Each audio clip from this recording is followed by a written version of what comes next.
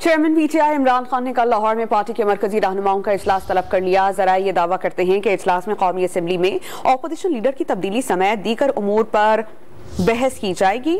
इस पर हम बात करते हैं डॉन न्यूज़ के नुमाइंदे अली वकार से। अली वकार, बताइएगा पीटीआई की नई हिकमत अमली क्या है, क्योंकि काफिले के मुतालबात बड़े बड़े हैं।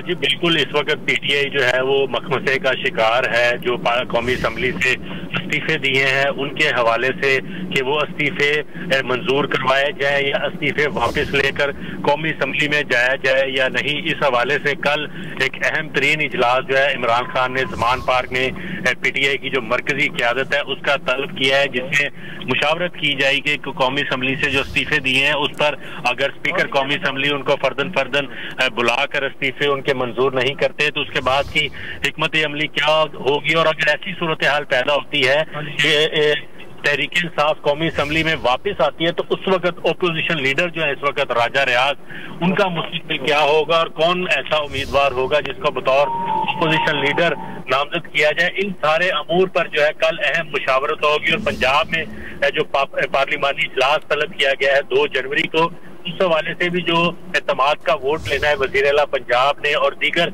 असम्बली की तहलील करने की तारीखों के हवाले से भी कल ये अहम तरीन इजलास जो है वो लाहौर में ज़मान पार्क में इमरान खान की ज़ेरे क़यादत होगा। अली वकार, बहुत शुक्रिया आपका।